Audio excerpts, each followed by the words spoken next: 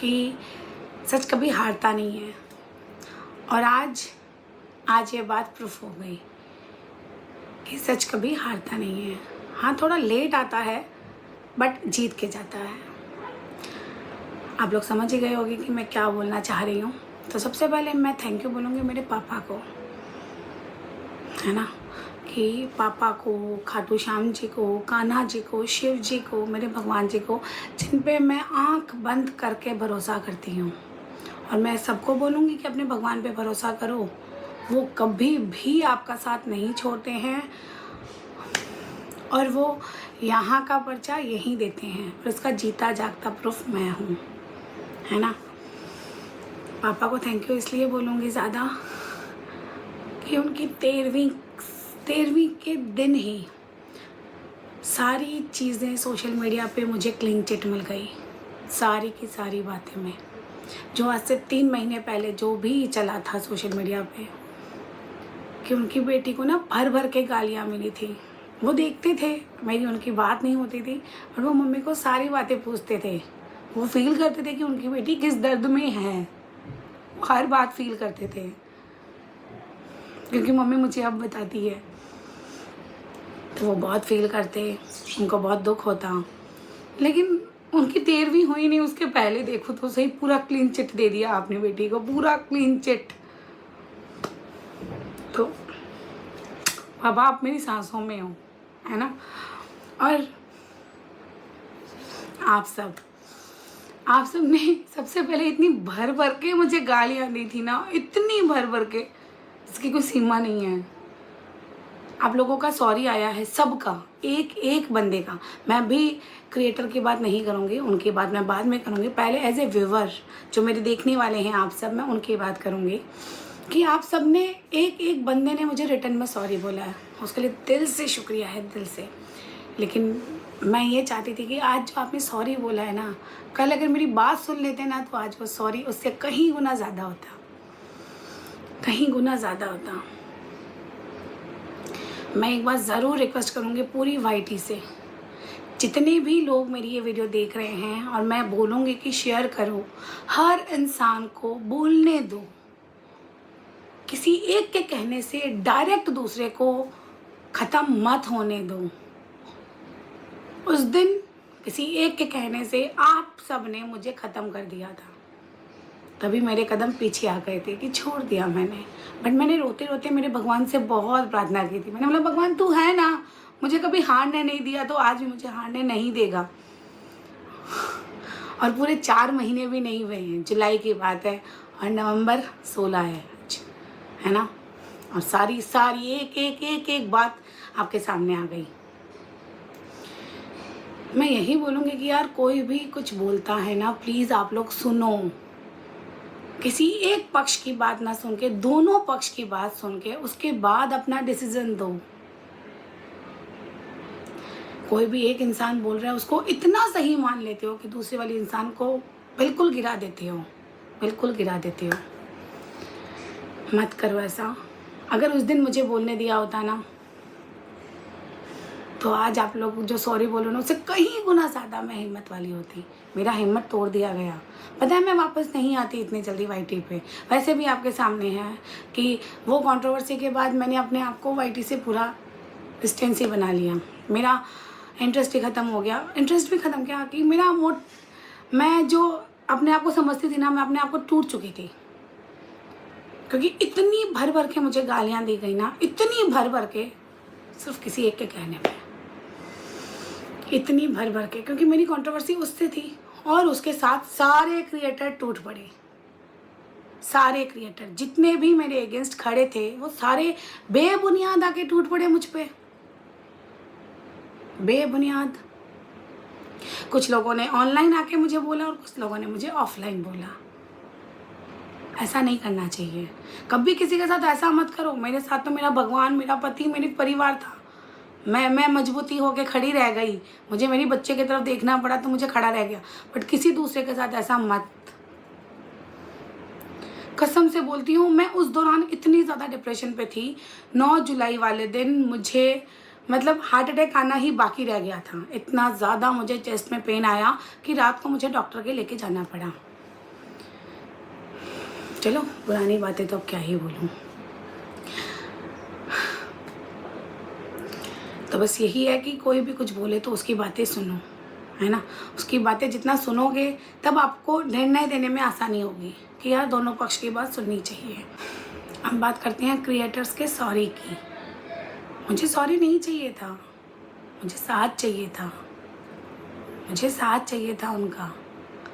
आज तो जो भी लोग सॉरी बोल रहे हैं, जब खुद पे बीती है तब उन सबको याद आ रहा है, सबको जो खुद क्रिएटर है और जिनका जो भी है, वो 4-5 लोग जो भी हैं, आज सबको सरिता याद आ रही है। अगर उस वक्त सरिता के साथ खड़े हो जाते तो क्या हो जाता, क्या हो जाता बताओ। मुझे ब्लैकमेलर का टैग दे दिया, पता नहीं क्या क्या क्या क्या मुझे टैग दे दिया। यही तो थे ना कुछ लोग, यही तो थे। और जो कुछ क्रिएटर हैं जिन्होंने तो चलो सॉरी बोल दी, कोई बात नहीं। ये सॉरी सिर्फ मैं ये एक्सेप्ट करूँगी कि कुछ ऐसा मत करो जो बाद में जाके खुद को पछताना पड़े कि यार मैंने उसके साथ गलत कर दिया। जो भी करो अपने आप को कांच में देखो और फील प्राउडली करो कि यार ये मैंने कर दिया। देखो मेरे पापा चले गए, है ना, मरना सबको है, हमको भी मरना है। मैं हमेशा मानती हूँ कि यार मर के मैं भगवान को क्या जवाब दूंगी। अगर मैं किसी के साथ गलत कर दूंगी तो मैं क्या जवाब दूंगी उनको कि मैंने ऐसे किया है। नहीं यार, नहीं कर सकती। तो मैं सारों लोगों को, इवन व्यूअर हो चाहे क्रिएटर हो चाहे कोई भी हो, सबको यही बोलूँगी, कुछ भी करो करने से पहले सोचो, कुछ भी बोलो बोलने से पहले सोचो।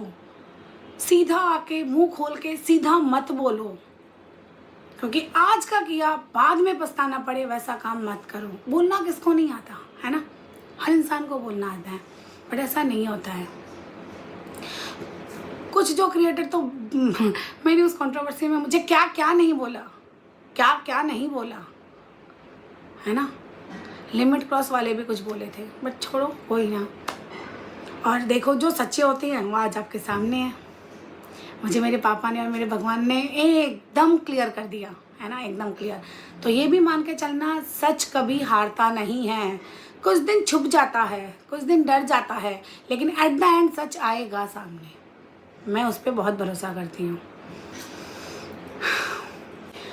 अब मैंने आपको बोला कि व्यूवर्स ने मुझे गालियाँ दी, बट उन में से ही कुछ चुनिंदा व्यूवर्स ने, वाईटी तो मैंने मैसेज पढ़ना ही बंद कर दिया था क्योंकि गालियों की बौछार थी उसमें, है ना, तो क्या ही पढ़ती मैं। बट वाया इंस्टा कुछ चुनिंदा व्यूवर्स ने मुझे वहाँ पे ये बताया कि सरिता हम तुम्हारे साथ हैं, तुम कान्हा जी की भक्त हो, तुम कभी गलत नहीं हो सकती, और मुझ पे भरोसा रखा। कुछ व्यूवर्स के साथ साथ एक्शन चैनल वाले हैं, उन्होंने अपने प्लेटफॉर्म पे हमको हमारी बात रखने दी कि आप बोलो, आप बोलो, आपकी बात हम लेके आएंगे। तो उनको तो मतलब ये मान लो मुझे नया जन्म दिया वाईटी पे मेरे कुछ व्यूवर्स ने, जो कि भगवान का रूप बन के आए थे मेरे पास। मैं आज उनका नाम नहीं ले सकती, बट मैं लाइफ टाइम उनको नहीं भूलूंगी। मैं भूलती नहीं हूँ कुछ भी, ये मेरी एक अच्छी आदत मान लो चाहे बुरी आदत मान लो। मैं ना अच्छा किया भूलती हूँ ना बुरा किया भूलती हूँ। तो मैं उन जो मेरे व्यूवर्स थे और जो ये रिएक्शन चैनल वाले थे, उन्होंने मुझे नया जन्म दिया वाईटी पे। और जितने भी मैसेजेस आते थे वो मेरे हस्बैंड करते थे, मतलब जेठू जी करते थे।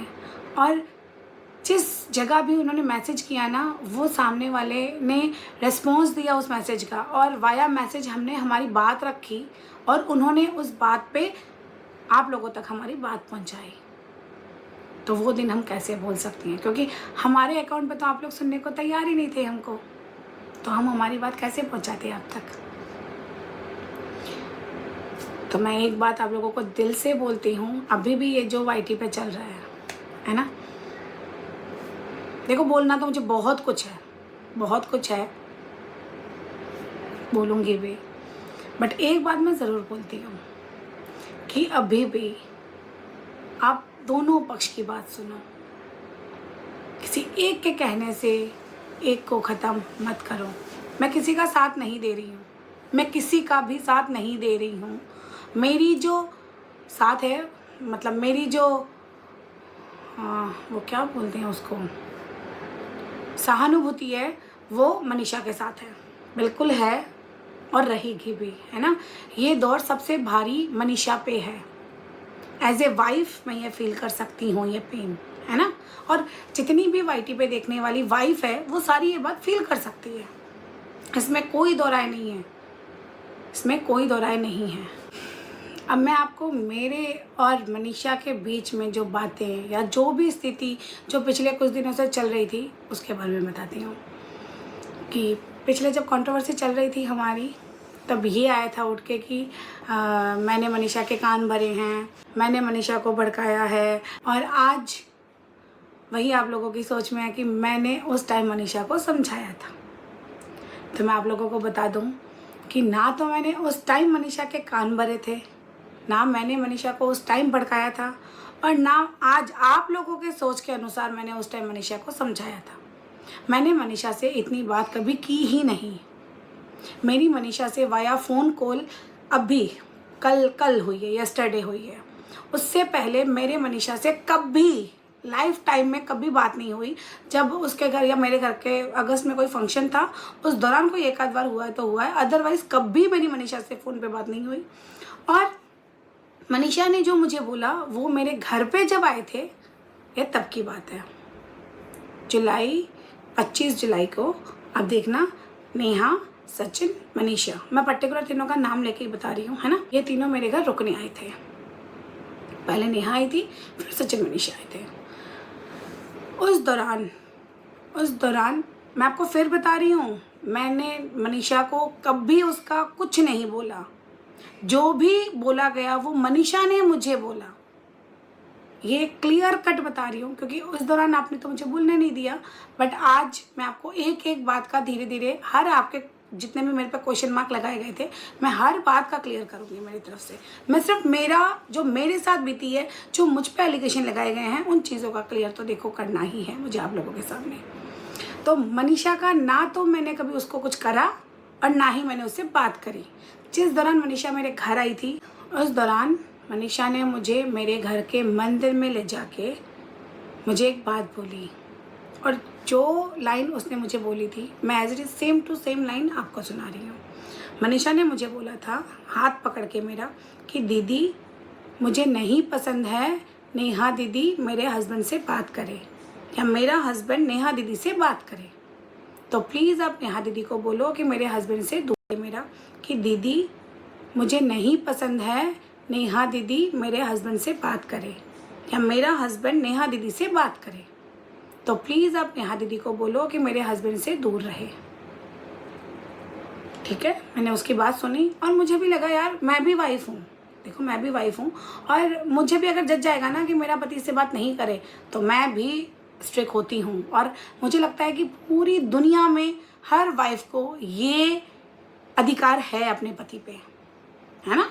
वो डंके की चोट मनीषा ने तो मुझे बोला, बट मनीषा की जगह मैं होती तो मैं डायरेक्ट मेरे पति को बोलती कि आप उससे बात नहीं करोगे। बट ठीक है, कोई बात नहीं, उसने मुझे बोला।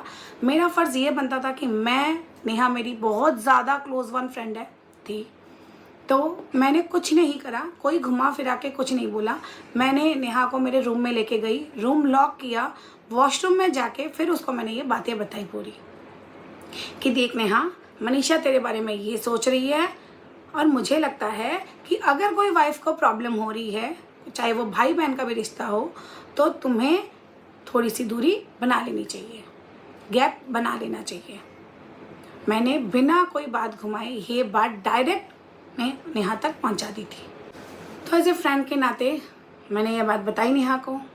और उस दिन ना मुझे बहुत तेज़ फीवर था, बहुत ज़्यादा तेज़, तो मैंने गोली लेके, ये करीबन बात है 7:30 से लेके 10:30 बजे तक की। और एक बात, ये जो मनीषा ने मुझे जो बात बताई है, ये सिंगल मैंने नेहा को नहीं, और भी 3 लोग हैं उनको भी पता थी। उसके बाद मैंने गोली ली और मैं सो गई क्योंकि मुझे बहुत तेज़ फीवर था, बहुत तेज़। और वैसे भी मैं थोड़ी गुस्सेल हूँ, जैसे कि आप सबको ही पता है ही। अब तो चलो आप लोगों ने सब कुछ ही उतार दिया मतलब मेरा गुस्सा ठंडा कर दिया आप लोगों ने। उसके बाद जब मैं रात को 3:30-4 बजे उठी, तब मैंने क्या देखा? मैंने देखा नेहा, सचिन, मनीषा, तीनों लोग एक ही थाली में खाना खा रहे हैं। तीनों, ध्यान से सुनना, तीनों, नेहा, सचिन, मनीषा, ये तीनों एक ही थाली में खाना खा रहे हैं। उनके जोक्स भी चल रहे हैं, उनकी हंसी मजाक भी चल रही है और खिलखिला भी रहे हैं। मतलब ऐसा लगा था कुछ हुआ ही नहीं। तो उन्होंने मुझे भी बुलाया था, आओ दीदी खाना खाओ। मनीषा ने मुझे भी बुलाया था कि आओ दीदी खाना खाओ, पर मैंने बोला नहीं, मुझे भूख नहीं है। और मेरा साथ क्या होता है कि मेरा फेस बता देता है, मेरा फेस एक्सप्रेशन बता देता है कि मेरा मूड क्या है। मुझे ये देख के कुछ अच्छा नहीं लगा, क्योंकि रात को जो मेरे साथ बात हुई, जो मुझे बताया गया और मैंने जो बताया, और सुबह सुबह जब मैं उठी तब ये सारी बात, उन तीनों को एक ही थाली में खाता देख मुझे बहुत अजीब लगा और मैं ऐसे देखती रह गई। बहुत कुछ चल रहा था मेरे दिमाग में